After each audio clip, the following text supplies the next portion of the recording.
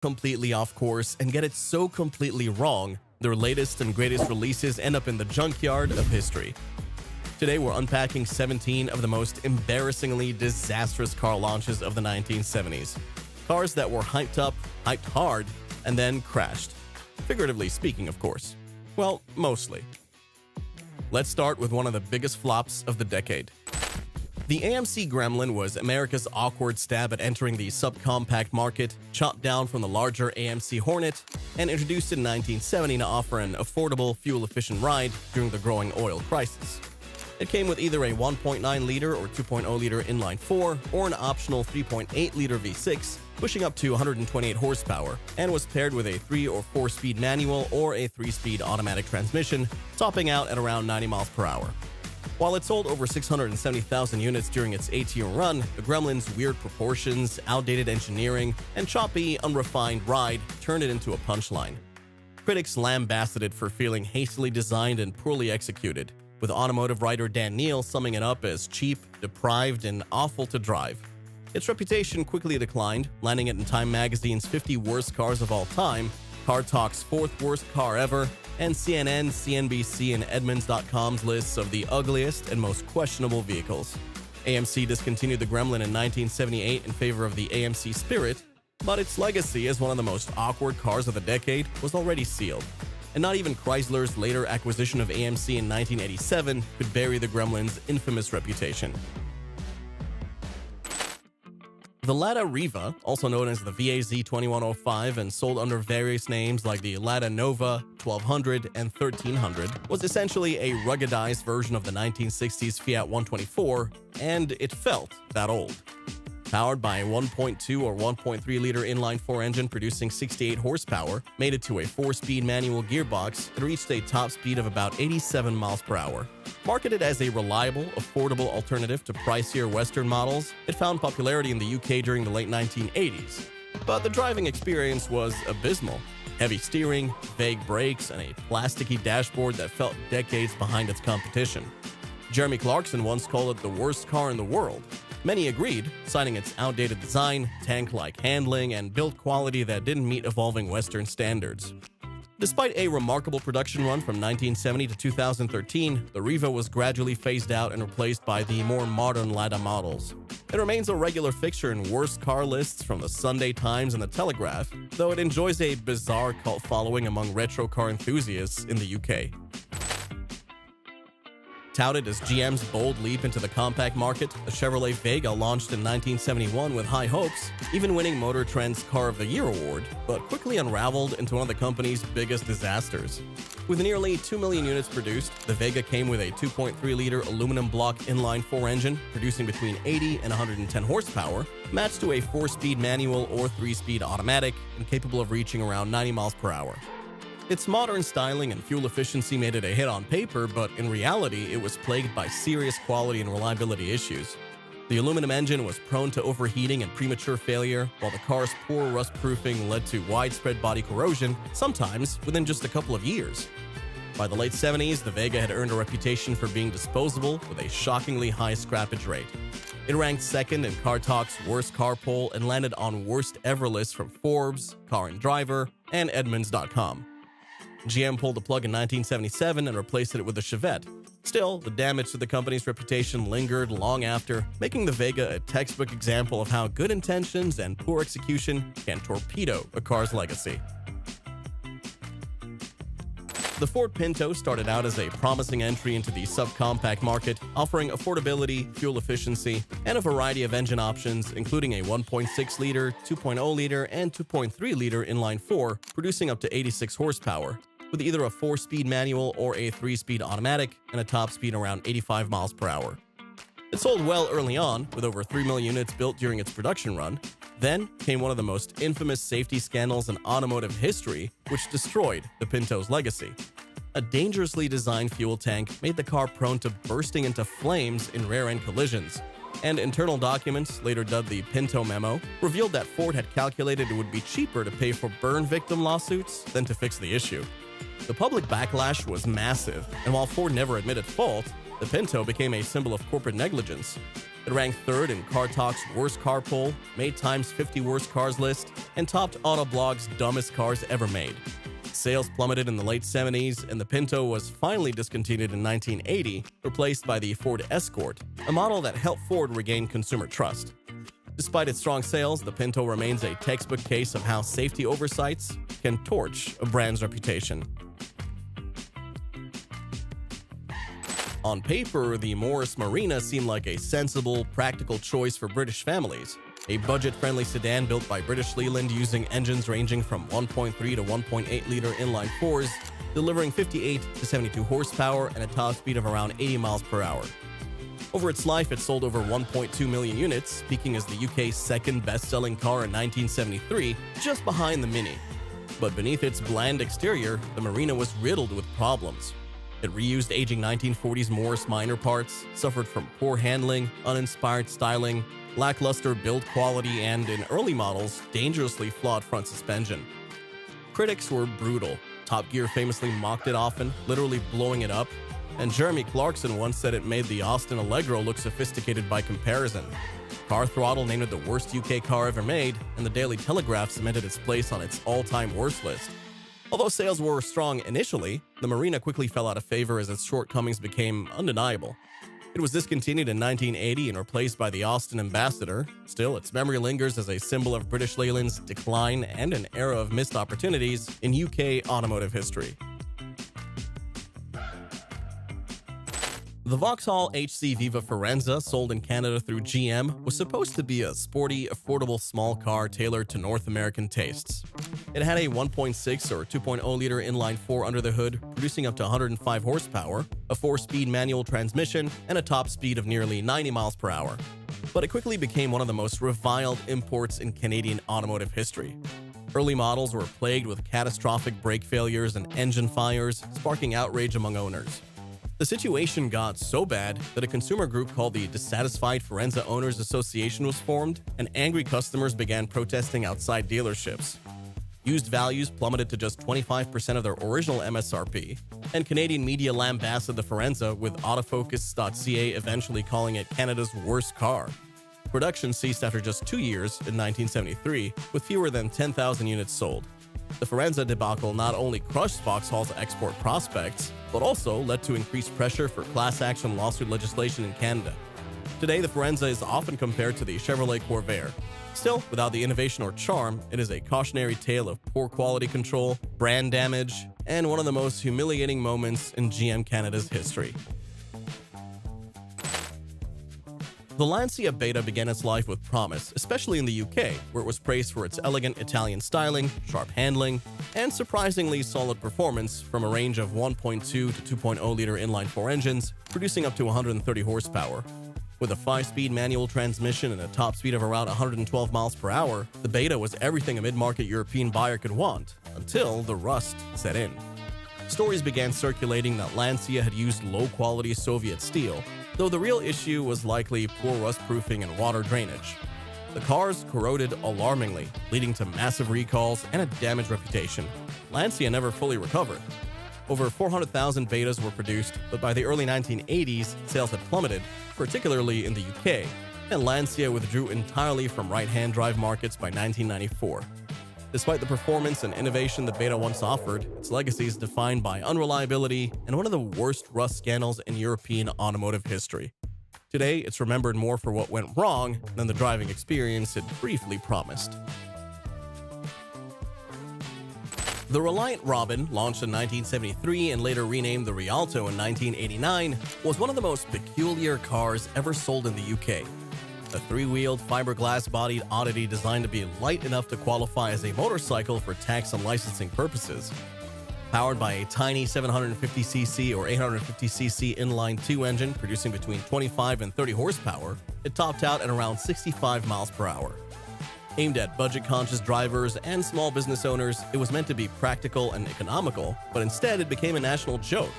Its 3-wheel layout made it dangerously prone to tipping during turns, a flaw famously mocked on Top Gear when Jeremy Clarkson sent one rolling over multiple times for laughs.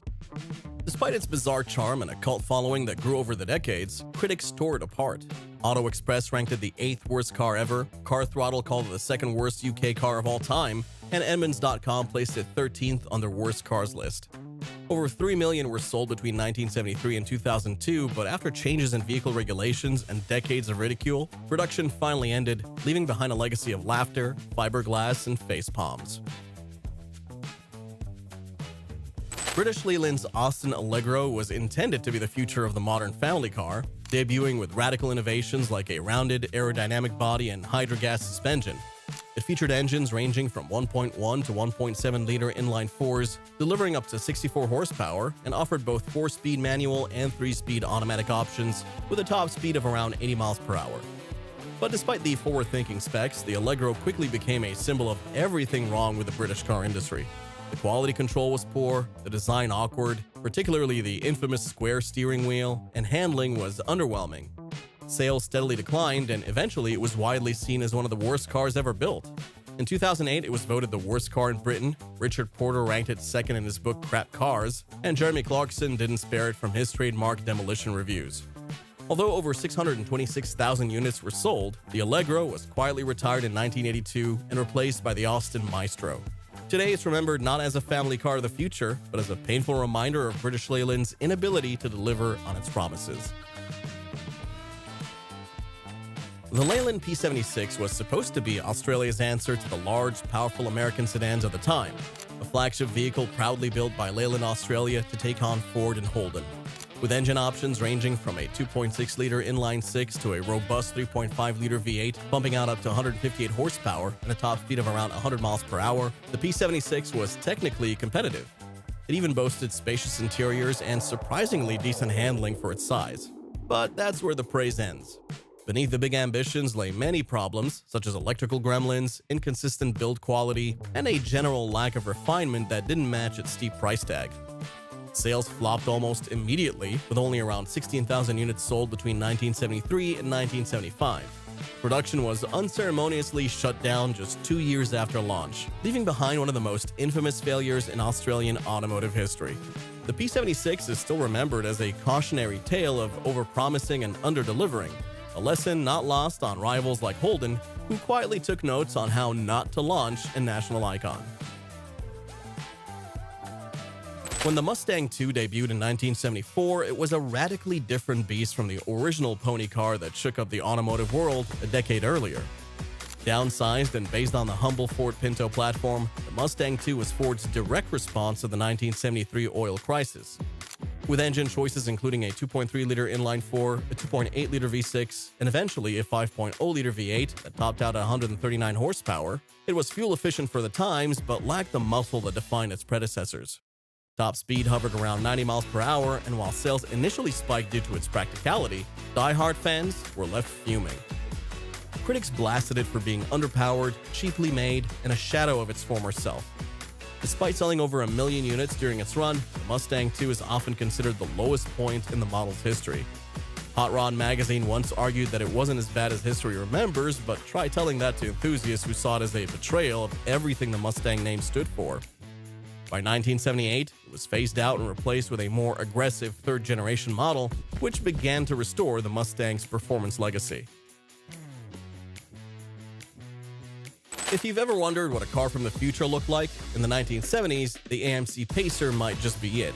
With its bizarre bubble-like design, oversized glass windows, and squat white stance, the Pacer was AMC's bold attempt to reimagine the American car. Under the hood, it offered a range of engines from a 2.0-liter inline-4 to a bulky 3.8-liter V8, topping out at around 155 horsepower with a max speed of around 90 miles per hour. Marketed as a comfortable, easy-to-drive vehicle with panoramic visibility, the Pacer promised to revolutionize the compact segment. But while it turned heads, it didn't win any hearts. Build quality was questionable, handling was clumsy, and despite its small footprint, the Pacer was shockingly inefficient on fuel. Add in a high sticker price and underwhelming performance, and buyers quickly lost interest. Only about 280,000 units were sold before AMC pulled the plug in 1980.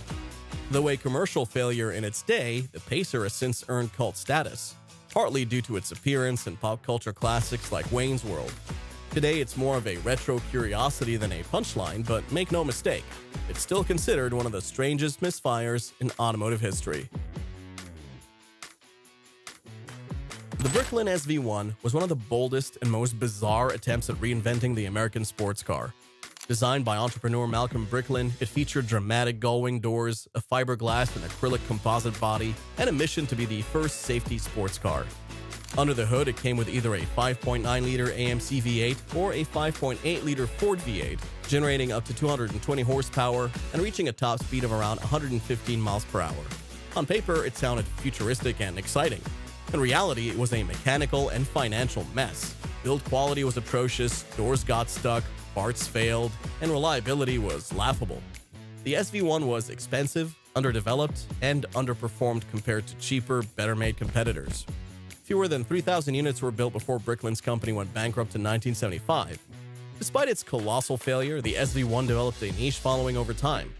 Still, its real legacy lies in being featured in Time's 50 Worst Cars and remembered as one of history's most ambitious automotive disasters. Malcolm Bricklin, not to be deterred, would go on to import the Yugo to America, another classic car catastrophe. British Leyland had high hopes for the Triumph TR7, marketed as the shape of things to come.